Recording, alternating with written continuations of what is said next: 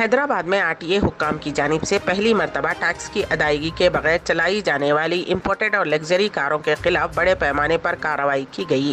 حکام نے تقریباً 11 گاڑیوں کو ضبط کر لیا اور ان گاڑیوں پر 5 کروڑ روپے کا جرمانہ عائد کیا گیا ہے۔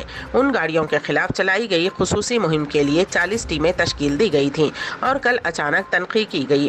حکام کا کہنا ہے کہ منصوبہ بند طریقے سے پچھلے 6 ماہ سے ان گاڑیوں پر نظر رکھی گئی تھی۔ عہدیداروں نے ٹیکس کی ادائیگی کے بغیر چلائے جانے والی گاڑیوں کو ضبط کر لینے کا انتباہ دیا ہے۔ حیدرآباد میں ویکسین کی دوسری خوراک لینے کے بعد خاتون کی موت ہو گئی۔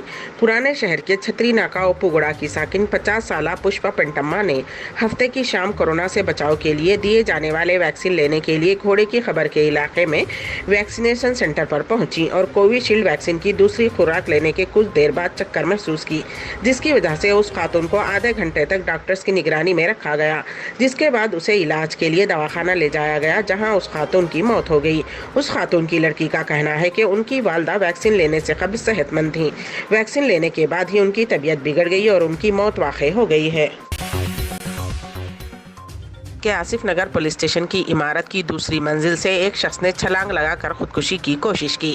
اطلاعات کے مطابق سلمان نامی شخص ایک دکان میں کام کرتا تھا۔ اس کا تعلق ریاست بہار سے بتایا گیا ہے۔ اس دوران دکان میں رکھے ضائع 10-50 لاکھ روپے غائب ہو گئے اور وہاں کے مالک نے بعض ملازمین پر شبہ ظاہر کیا جن میں سلمان بھی شامل تھا۔ آج ان تمام کو پولیس اسٹیشن لایا گیا اور ان سے پوچھ تاچھ کی جا رہی تھی کہ سلمان نے پولیس اسٹیشن کی دوسری منزل سے چھلانگ لگا دی، جس کے نتیجے میں وہ شدید طور پر زخمی ہو گیا۔ اسے علاج کے لیے ہاسپٹل منتقل کر دیا گیا ہے۔ کہ شاد نگر کے قریب پیش آئے سڑک حادثے میں 8 افراد زخمی ہو گئے۔ یہ حادثہ شاد نگر کے کندور گو منڈل کے مادھو پور کے قریب اس وقت پیش آیا جب آٹو کے ڈرائیور نے اس کا توازن کھو دیا اور یہ آٹو کینال میں گر گیا۔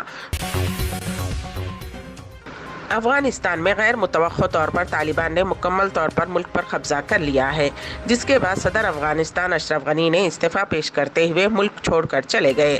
بین الاقوامی میڈیا رپورٹس کے مطابق گزشتہ چند دنوں سے طالبان ملک کے کئی علاقوں میں قبضہ کرتے ہوئے آگے بڑھ رہے تھے۔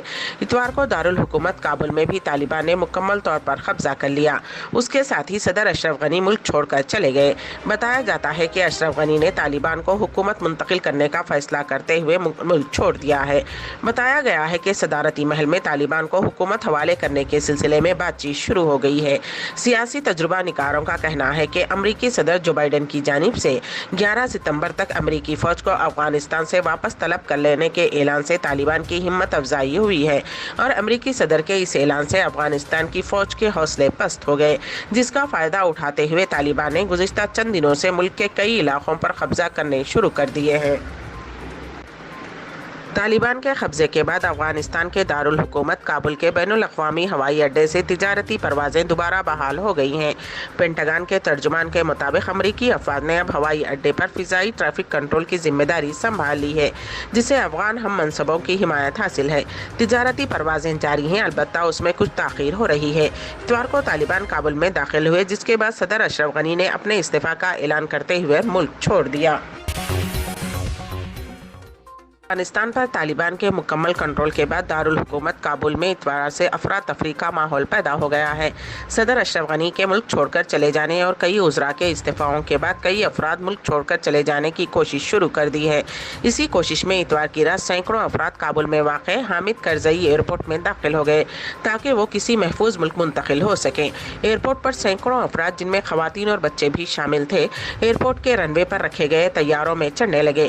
میڈیا رپورٹس کے مطابق ایئرپورٹ پر اچانک سینکڑوں افراد کے داخل ہونے کے بعد ایئرپورٹ پر تعینات امریکی سیکورٹی نے انہیں ایئرپورٹ سے باہر نکالنے کے لیے ہوا میں فائرنگ شروع کر دی، جس میں چند افراد زخمی ہو گئے۔